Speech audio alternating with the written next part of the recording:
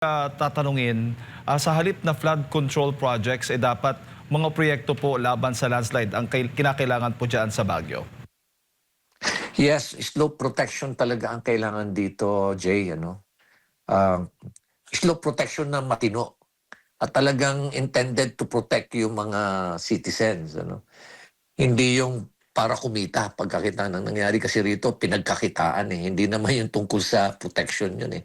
Opo, Mayor, ano hong update natin doon po sa epekto ng landslide dyan po sa barangay Gilad Surong sa inyong pong lungsod? Yes.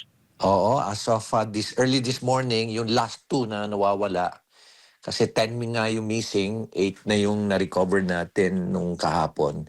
Pero early this morning, na-recover uli natin yung dalawa, last two. So, total of 10 fatalities lahat, 12 survivors. Kaya we're now terminating yung ating search and rescue today. At babalikan na lang namin yung lugar na yun for the clean-up drive. Dahil nga delikado pa yung lugar dahil tuloy-tuloy pa rin ang pag-ulan dito sa siyudad ng Baguio, pero humupa na rin naman yung ulan, humina na, ganun na rin yung hangin. Opo, pero gaano ho karaming residente po dyan sa barangay na yan, Mayor? Napakarami dyan ng residente dyan, At beyond 5,000 yan na residents dyan sa lugar na yan, Nagisad Surong. At yung lugar na pinagtatayuan, talagang high risk na lugar yan. Kaya kung titingnan mo yung pinangyarihan, almost 10 stories at 30 stories na bundok yung bumagsak yung soil at dinisplace niya yung 3 bahay na ang total occupants doon mga 22 occupants. Opo, at inibisuhan ho ba yung mga residente din lahat na mag-evacuate muna habang nagpapatuloy pong pag-ulan dyan sa Baguio? Pinagsabihan sila ng barangay. In fact, inamin sa akin ng isang mother, kasi yung namatay yung anak niya patapos yung parents din niya. Siya mismo nagsabi sa akin na, Mayor, sa totoo lang, tinabihan naman talaga kami, lumikas na kami. Sinabihan na rin ako ng mga anak ko na lumikas na rin kami. Kaya lang, matigas talaga yung ulo namin, sabi niya. Opo. Mayor? Yes, please go ahead, Jay. Opo. At so far naman, Mayor, bukod dito sa landslide, may mga naiulat ho bang mga pagbaha dyan po sa lungsod po ninyo? Kasunod ditong habagat na ito? Meron naman 3 lugar ang pinangyarihan ng baha, pero mabilis na humupa kasi nga nabarahan lang ng lupa o kaya debris yung mga kanal. Kaya yun, short term lang yung pagbaha, patapos humupa rin kagad.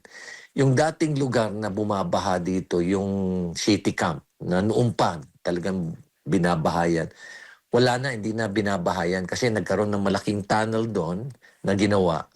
Patapos halos regular ang paglilinis namin doon sa screen ng mga basura.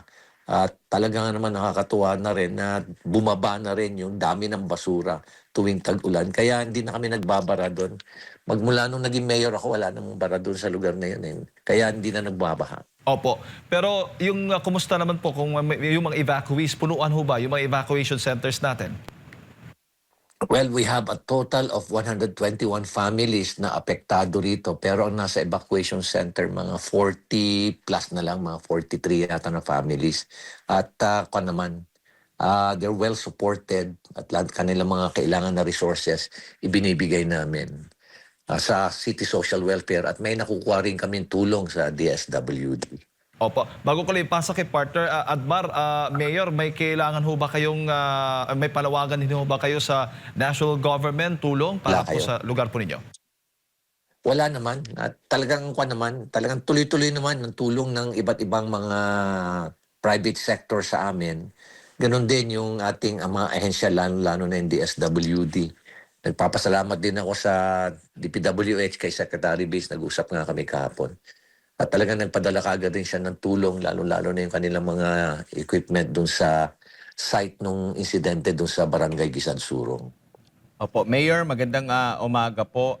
Yung pinangyarihan po ng insidente po, natukoy na po ba yung talagang pinaka-main reason? Ito po bang lugar na ito ay matagal nang nandyan yung banta sa posibilidad na landslide po, Mayor?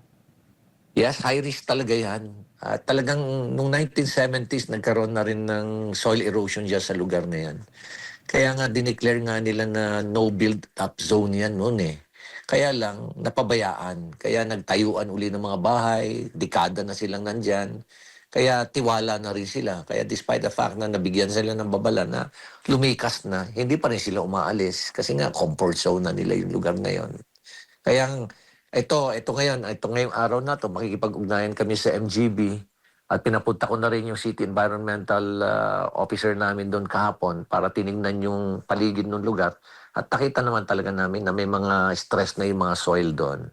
Kaya meron kami mga nilikas uli na mga in-evacuate na mga residente doon. Opo. Sir, yung papunta po ng Baguio City, wala naman pong kasi alam natin, halos regular na yata yung mga landslide din yung papunta dyan sa Baguio City. May mga naitala ba tayo, lalo na nitong weekend, na grabe yung buhos ng ulan? Tama ka, Admar, ano? Dito sa Baguio, parang kuwan na lang tuwing tag-ulan o tuwing typhoon, talagang normal na sa amin itong erosion. Ito kasi dalawang risk namin, erosion at yung felled trees. Yan ang mga hazards namin dito eh. Pero sa pag-akyat din ng Baguio, sarado pa rin ang cannon dahil nga marami pa rin mga rock falls dyan at mga mga soil erosion o landslide na tinatawag. Dito naman sa Marcos Highway, maya-maya meron din landslide pero nakiklear naman kagad. Kaya pinaka-safest na daan ngayon, Marcos Highway at Nagilian Road. Opo. Kamusta naman po yung natin na influx ng mga turista? Bumaba ba ng husto lalo na nitong panahon ng tag-ulan at may banta po na mga kagaya po na nabanggit ninyo kanina, Mayor? Yes, Admar, tama ka dyan. Talagang bumaba talaga ng husto. Pero nakapagtataka nung weekend, marami pa rin umakyat. At dito nga, kung sila eh, naliligo pa sila sa ulan, nagulat nga ako. Tapos kumukuha pa ng pictures. Kaya punong-puno rin ng biyahe ang Victory Liner at ibang mga bus companies dito last weekend. Siguro gusto lang maranasan yung lamig dito kasi nasa 17 degrees to 21 degrees dito sa syudad ng Baguio. Kaya tuwan-tuwa yung mga tao na umaakyat. Opo. Sa kasalukuyan po ba, balik normal yung ating pong nag-declare ba kayo ng walang pasok or walang trabaho? Nito mga nakalipas din kahapon and ngayong araw ba and sa mga susunod, tuloy-tuloy ba? Mahigit isang linggo na talagang kinancel ko yung klase rito, including government work. Kahapon, pati government work at pa rin. Monday, Monday, Tuesday, wala pa rin na pasok ang mga government employees except those na involved sa disaster relief operations. Pero ngayon, pinabalik ko na yung mga government work, pinabalik ko na. Itong K-12 and below, hindi pa kasi nga marami pang hindi nakakaakyat ng mga estudyante. Yung mga colleges naman, pinabayaan ko na lang yung mga top management na mag-declare kung mag-o-open ba sila. Kasi may mga enrollment at may mga opening, bagong open na classes dito sa Baguio. Kaya pinapabayaan ko na lang yung top management na mag-decide. Opo. Mayor, si Jade po ulit ito. Meron na tayong may proposed 2027 national budget na. At kung kayo tatanungin, sa halip na flood control projects, dapat mga proyekto po laban sa landslide ang kinakailangan po dyan sa Baguio. Yes, slope protection talaga ang kailangan dito, Jay. Slope protection na matino. At talagang intended to protect yung mga citizens. Hindi yung para kumita pagkakita ng nangyari kasi rito, pinagkakitaan eh. Hindi naman yung tungkol sa protection yun eh.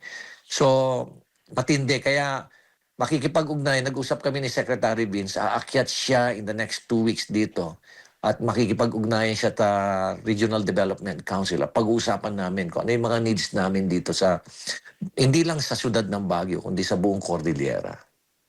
Opo, Mayor. Siguro, Mayor, mensahe na lamang po ninyo. Alam kong busy po kayo ngayong araw na ito, lalo na marami po sa mga kababayan natin ngayon na apektado po nitong mga pagulan na nararanasan natin. Mensahe na lamang po ninyo. Sa ating po mga kababayan dito sa syudad ng Baguio, sana po keep yourself warm and dry and at the same time keep safe kasi tuloy-tuloy pa rin yung pag-ulan dito at take niyo po yung mga vitamins kasi para iwas po kayo sa sakit. Pangalawa, umikot ho kayo sa kapaligiran ng inyong mga residente dahil tingnan nyo, lalo-lalo na yung mga nakatira dyan sa mga slopes at sa mga sinkholes at sa mga lugar na sa tingin nyo delikado. Dahil tingnan nyo yung mga signs ng mga stress sa lupa.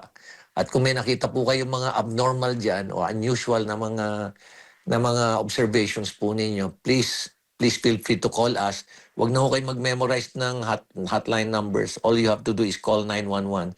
Maski ano po yung mga telepono nyo, Globe, Smart dito, just call 911.